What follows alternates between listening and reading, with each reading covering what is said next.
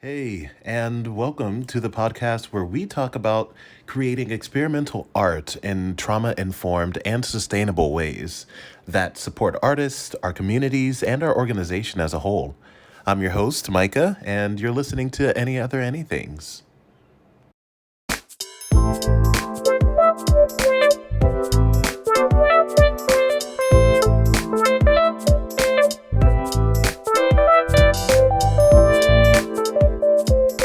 So, welcome world to another episode of Any Other Anythings with Greypox Collective. I am Micah, the host for today, and I'm here with good old Ray. Ray, we've collaborated before, and I am excited to just kind of, you know, converse, hang out, talk, catch up. I know it's been a minute. We're on opposite sides of the country right now. Granted, I'm in a different country, so that's neither here nor there. But it's really good to be in touch again, and I'm super excited to chat. How are you feeling? How are you? Hey, yeah, it's a nice day over here in Cali. Repping the West Coast. I'm feeling pretty good.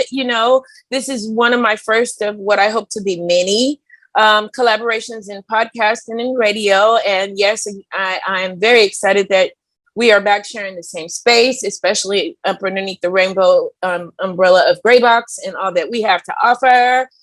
So I'm excited. I'm excited of this new journey that I'm going to be taking beyond just this interview, as far as working with you in future projects on the podcast. So I'm excited. I'm excited. Thank you. Yeah, no problem. Honestly, it's great. I really have always loved your energy. I'm a little jealous you're in California. My dream place to kind of settle down and retire in has always been San Diego. What part are you in? Yes, I was about to interject, and I don't want to be rude and let my ADH interject you, but I sure was going to say, don't bring your ass to California. Don't do it. But I will say San Diego, yes, because that's always been my dream as well. It's expensive, but now with inflation on the rise everywhere, it's actually not any more expensive than any place else in California. Mm, I would suggest against LA. LA yeah, right now is not a safe place. It's a place of for the people that can live upon a certain means. I can see how they could live above the rest of the drama that's going on. But for the median people, the main earners that are kind of more blue collar or maybe even stuck where I come up low income, it's not a welcoming place for those of us in that price category right now. So LA is mm, not the place to be. Even though I love the culture, I come here to visit. I actually am living here temporarily. I'm about to leave San Diego. I've been there before. I've shopped there before. Absolutely. So I'm actually working my way down towards San Diego. I'll be moving about an hour away from San Diego when I move in about a month or so. that's awesome. That's awesome. I love that. I love that. And so, yeah, I guess you're kind of really in a season of change right now, which is always exciting. I know it's funny. There's always sometimes a human tendency to be hesitant or resistant towards change. But it's also something that I feel like we're constantly seeking as a species, which is also interesting, just that Absolutely. duality of man.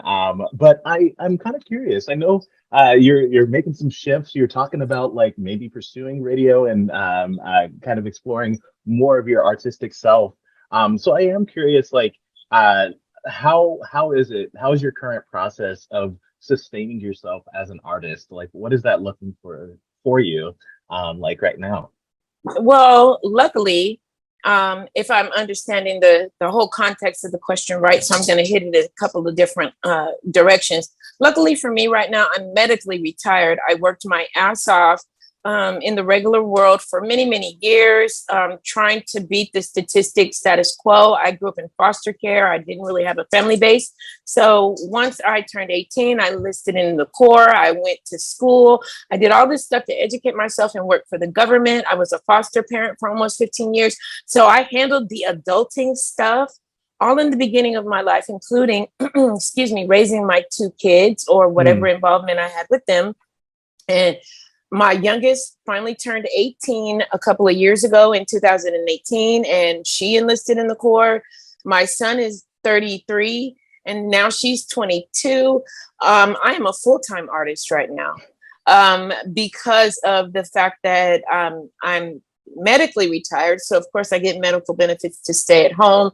And it just so happened that the artistic development of presentation also shifted with the pandemic and with COVID. Everybody's doing it artistically at home.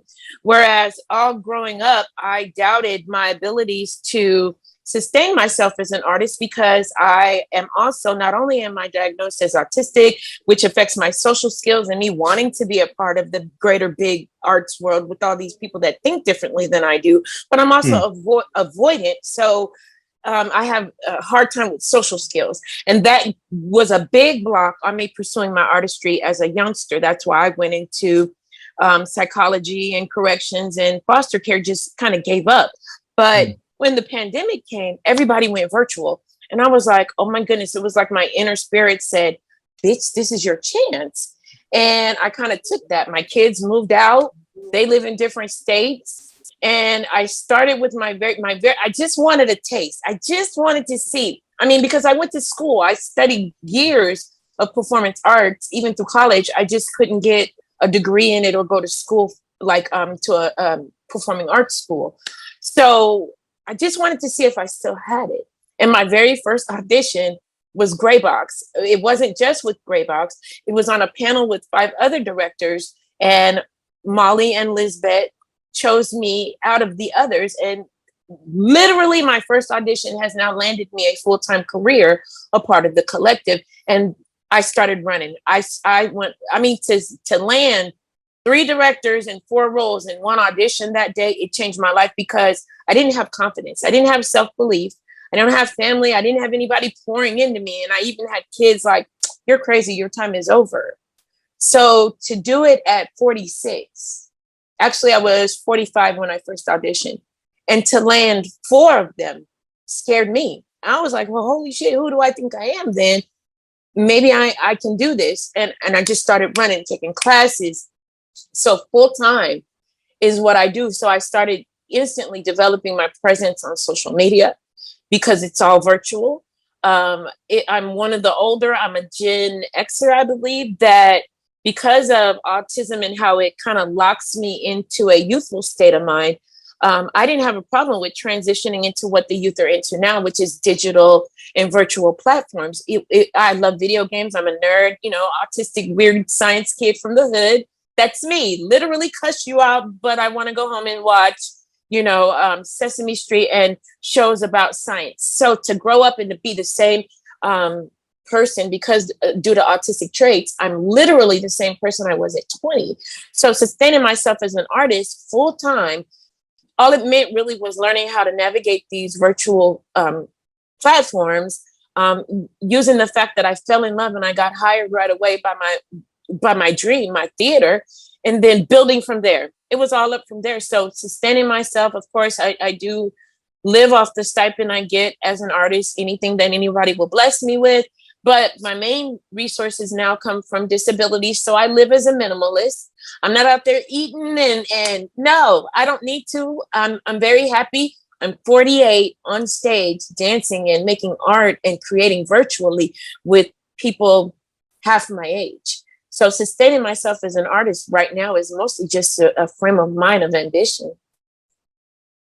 Honestly, I love that. I absolutely love that. I kind of wanted well, firstly, I gotta say I totally resonate with like coming from the hood. I am from Mississippi myself. It's 80% black there. Like home is home. And like there's something about it. There's something about it that you just can't and won't ever shake, right? And I love it. It's a part of our core identity. That's what I was going to say. It's an Yeah. identity defier. Even at this age, people question. I'm huge about it on my social media because people expected me to drop that part. And let me tell you something. Hood life is something no one else can understand. It's a part of intersectionality of why I am and my thought process and who I am as a person. So I can't mask that and not talk about it and not bring it into my artistry, regardless of whether it's viewed upon negatively or not, at the end of the day, it's where I'm from. Yep, without a doubt, without a doubt. And I kind of wanted to kind of tap into another thing that you were mentioning about your identity. I know you've expressed how you're an artist with autism, and I've wondered how do you feel like you bring that experience? I know that you're very candid, you're very forthright about it.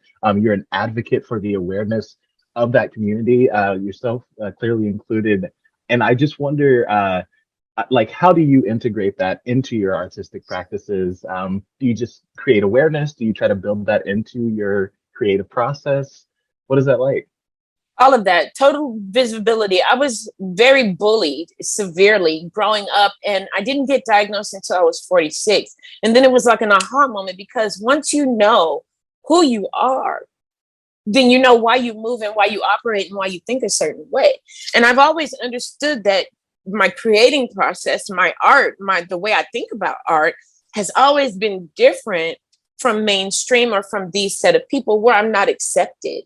I've not landed auditions. I've not been accepted into film festivals before my diagnosis because of who I am, and when I'm in person, my autistic traits are present a little bit more.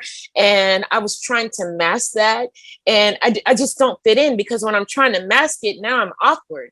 Now I look awkward to anyone else, because masking for me is covering up the fact that these sounds or these certain lights or that certain incident has affected my sensory output. And so me masking it now looks awkward. And as an artist, when I realized, holy shit, I just got diagnosed as autistic, I didn't even know my representation of autism was radio. And I think that's a movie from the 1980s. I can speak. I can drive. I love my 5-speed. I didn't understand, and I'm getting emotional because I didn't understand why people still saw me so different when I'm almost very much comparable to the people I grew up with in the hood, but they always noticed it different. And I'm like, well, I'm not radio. I knew then that there needed to be representation and visibility, because that's the only Black autistic person that I could even draw from when they diagnosed me with this. Not only the stipulation in the word autism and the whole diagnosis comes from white hetero America, and that young white boys were diagnosed, and it wasn't even a female diagnosable thing until the 80s. I was born in 74. I come from a generation that totally flew past the diagnosis, A, because I'm female, and B, because I'm African American, and then C, coming from hood life and foster care, who goes to the doctors. Diagnosis, IEP at school, you better get up and go to school and just try not to fall asleep. Be happy and thankful for them school lunches that got me through the day, because I wasn't often eating at the foster care place where they were getting a check but wasn't feeding me. So let's keep it together that I decided, since I've been an advocate for other things such as domestic violence and anti-bullying, I couldn't be an anti-bully advocate without people understanding why at 46, 47, and 48 do you still give a shit about bullying? Because you don't understand that even in the workplace today, because of my differences, if my autism is visible to them, then bitch is going to be visible to everybody. And that means me too. And that means me exercising my freedom to walk freely in the space of art with it, because it is who I am. So instead of masking my art and trying to create from a space of a neurotypical person and then judge, like I belong to over 100 artist groups right now on Facebook that won't take my platform. I decided to make my fucking own. I am my bar. I'm the first. I'm not sure. I need to research this because I don't pat myself on the back, but I say, as far as breaking generational curses, if I'm not the first, I plan to be one of the very most influential Black autistic writers, Black autistic filmmakers, Black autistic artists and performers. You know why? Because they don't even hire actual autistic people for autistic roles in neurotypical America. Those roles are being played by regular people, and they're playing disabilities. Bitch, I'm autistic, hire me. It's me. I am the face. This is why I was bullied, so now you're going to eat it back. and you're going to get sick of me, and I'm going to throw it down your throat. And the reason why I'm quirky, the reason why I don't speak right, the reason why I may not be able to get that left, right, left chain ball step Pomeray that I got kicked out of dance class for is because I'm autistic. But now I have a whole autistic audience waiting to see me dance, even with my mistakes. Yeah. It's about a representation of a whole community who's been silenced, whether we're Black or not. It's the silencing of autistic people, period, that we don't belong in the artistry world. So I'm pretty much kicking down the motherfucking door. Rightfully so. And I genuinely love, like, first off, the passion shows through. Like, it's very clear. And honestly, there's a lot of truth to what you said. Like, where is the line? For so long, we have lived in a very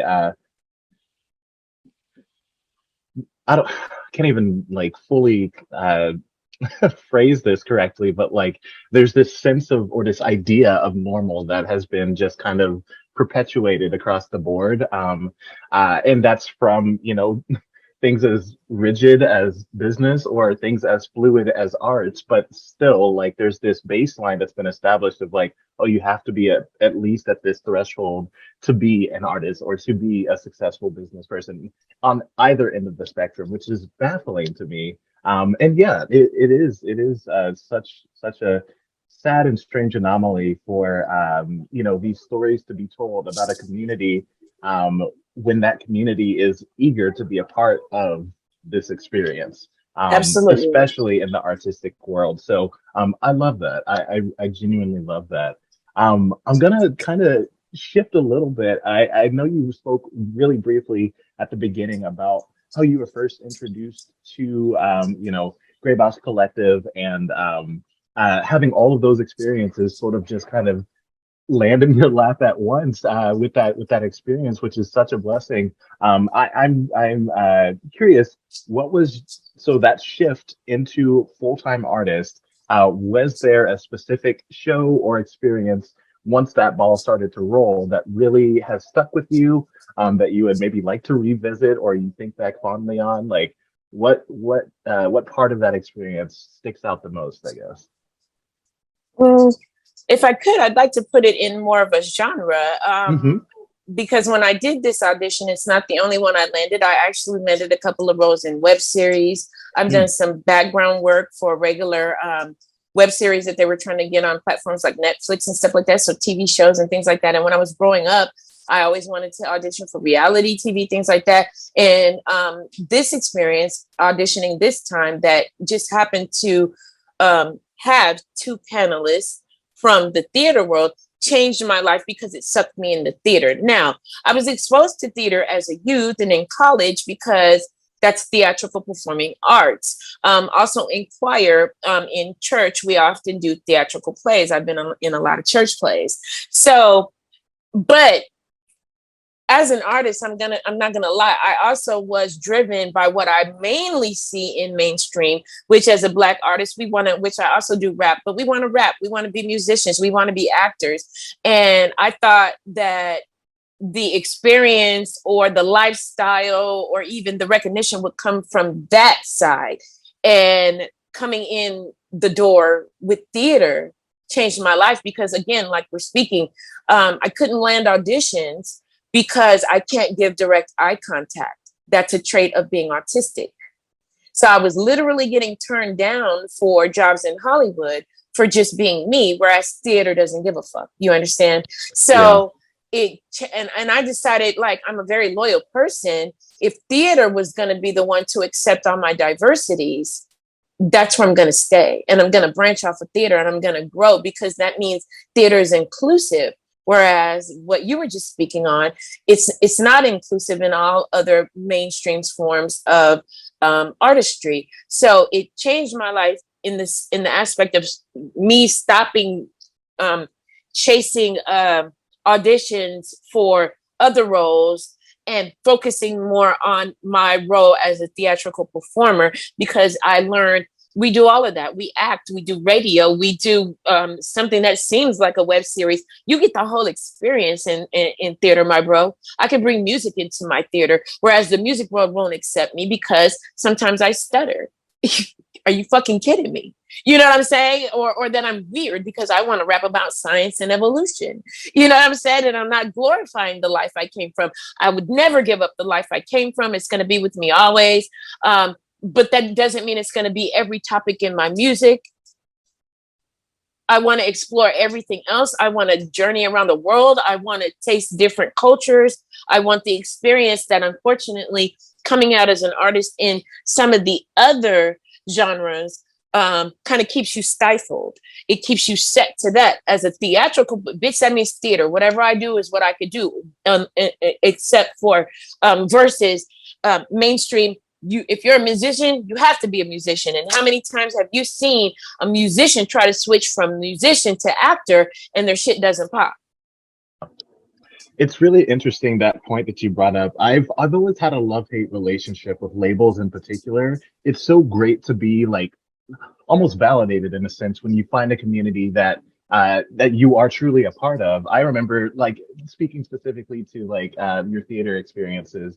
One of the first shows that I did professionally back in Phoenix, where I grew up, I was so excited to see a call that was literally exactly me. It was like African American kid, 20 years old, wears glasses, has a European style, like fashion sense. And I was like, that's literally me. Like, that's 100% me. And I was so excited and I was so pumped when I got the role. And it's like, these are like labels, these are ideas, these are like stereotypes, for lack of a better phrase. But I was so excited to be a part of a community that was like, hey, I see you, and I felt seen in that instance.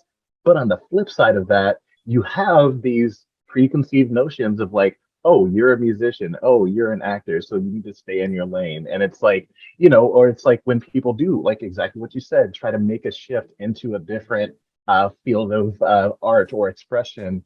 It's like, who are we to limit what they want to explore or do in any semblance? It doesn't matter. But They're being more again, there's open that to it preconceived notion. now.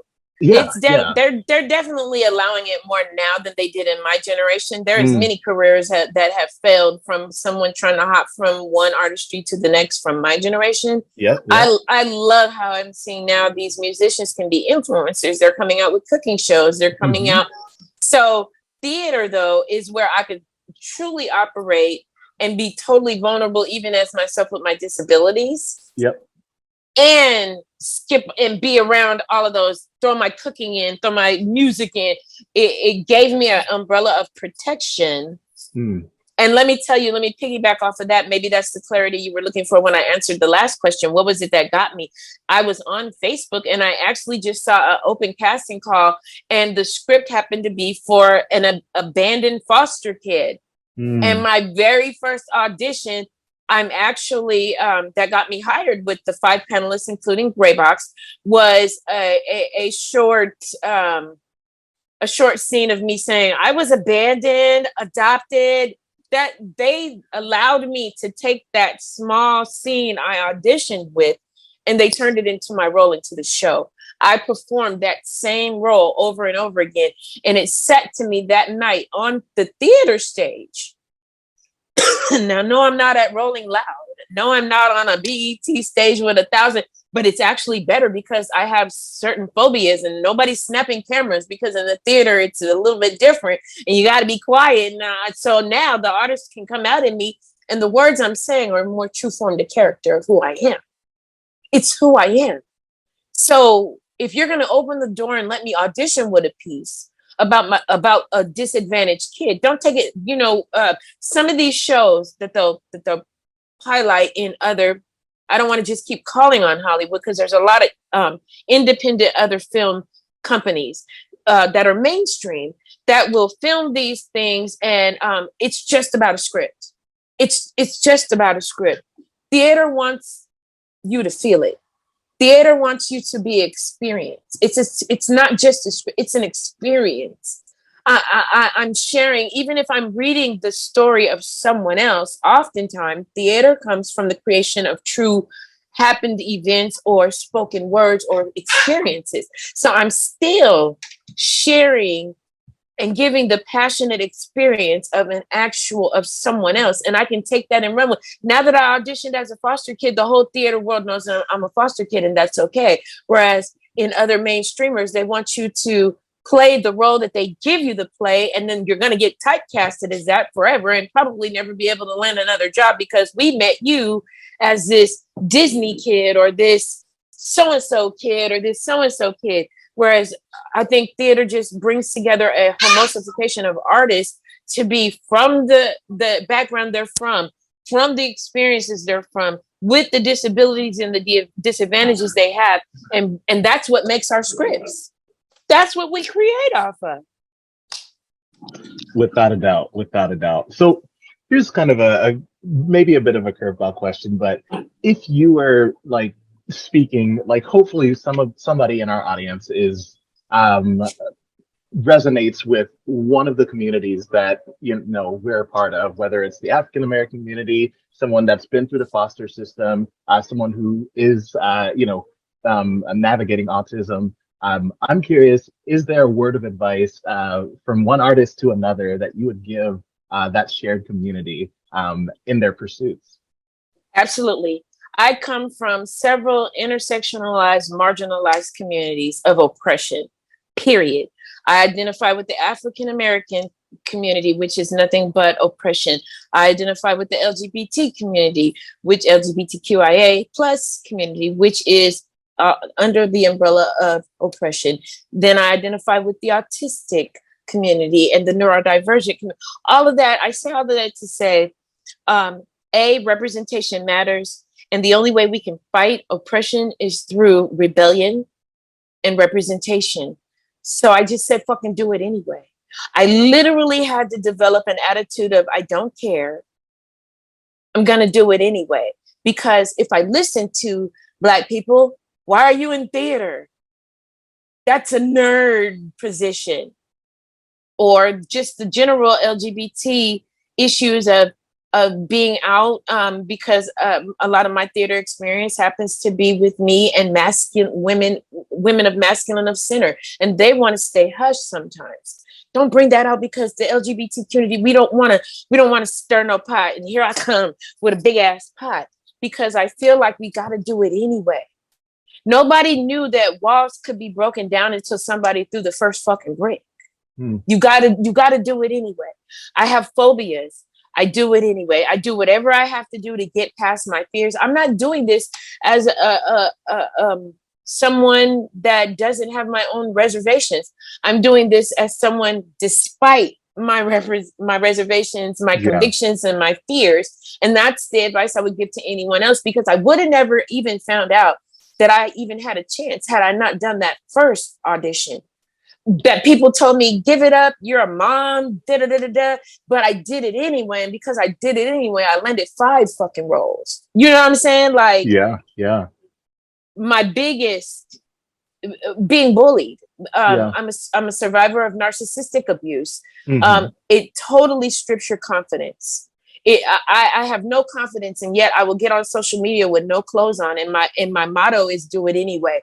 Do I at that moment inside feel insecure? Probably fucking so. But I bet you 90% of the artists that go do on stage performances, Eminem, who used to throw up before he would ever walk on stage, they do it anyway. And you have to be crazy. You have to do it anyway in order to break through and really become the artist you want to be, regardless if your artistry seems weird or different or controversial or out of rebellion or out of healing. Do it anyway. Because if you don't, you're going to regret it. Don't regret it. The only way not to regret it is just to fucking do it, regardless to who tells you. You'll figure everything else out on the way. Blessings fall in your lap. Do it anyway. Nothing comes to you if you don't step out there first, though.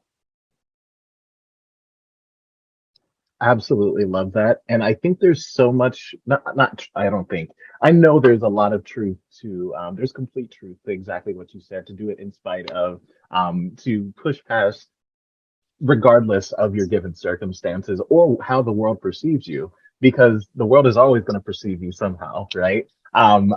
We think about every standout event, artist, individual experience that we've witnessed or heard of in our lives in general. And I think that common thread for all of those individuals is that they did something in spite of a no in spite of this or that or whatever, like regardless of the, oppression or the resistance or the hesitation from others, Let me tell you they push something. Let me past. tell you Yeah, yeah. something. My muse, Hmm. now I don't get into idolization, but I definitely feel like representation matters. And let me tell you something. So, who would be my ultimate representation? Somebody like Mary J. Blige, Mm. who was illiterate, could not read from the Boogie Down Bronx projects when she did it anyway. And now look at who she is. So when I think about that, when I think about all of the oppression or the different, look at how life beat her down. Um, our insecurities are just mostly mental, and so I'm huge on mental health, and the way we combat mental health is to stop these false beliefs that it can't be done. Mary J. Blige did it. She's from the same atmosphere that I'm at, and I actually have an advantage. I can read. She learned to read later on, but when she started in Cut Real Love, the Mary J. Blige that I know, that child was on stage and on Soul Train with absolutely no ability to read or write. That tells me that's why I said representation matters. I've been chasing my dream this long because if a Black woman from the projects who could not read or write can become the mogul she is today, then Mm. so the fuck can I do it anyway. Do I'm it 40. anyway. I'm 48 years old, starting late in the game. Do it fucking anyway. I love it. I love it. And yeah, that's the thing, right? We think of all these great artists that we admire, we think about and we're like, oh, they're so lucky. It's no, it's not that they're lucky. They just pursued it in spite of. And I love that. I love that. Sweet. Oh my goodness. That's honestly such a you got me in such a good mood right now. I love it, Ray. I love it. So okay, I'm gonna flip the script. I'm gonna let you hit me. Do you have any other anythings? Anything you want to say? Anything you want to shameless plug? Any other anythings that you want to bring to the stage? Any other anything? I would like to say thank you. This was way comfortable. It made me feel much better. I didn't stutter as much. And you're totally right. I fight and I advocate for visibility, Mm, disability visibility. So I'm mm. going to show up exactly who the fuck I am. Thank you for accepting me with that.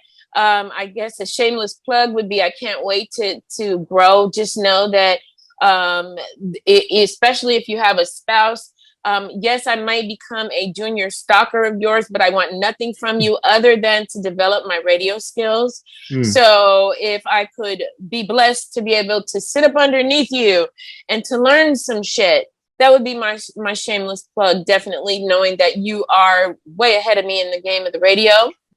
And I just can't wait for future projects and to learn and hopefully not piss you off with being the blunt autistic that I am.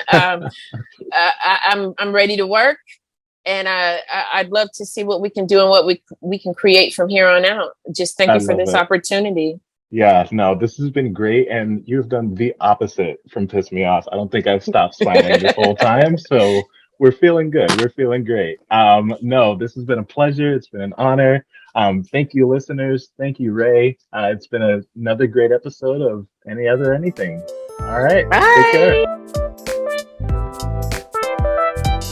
Hey, listeners, thank you so much for taking the time and energy to listen to this episode of Any Other Anything. Be sure to check out the show notes for links to find out more about the podcast, the speakers, and Graybox Collective. You can also go to grayboxcollective.com/podcast for a full transcript of this episode. Again, thanks so much for listening and take care of yourselves. Peace.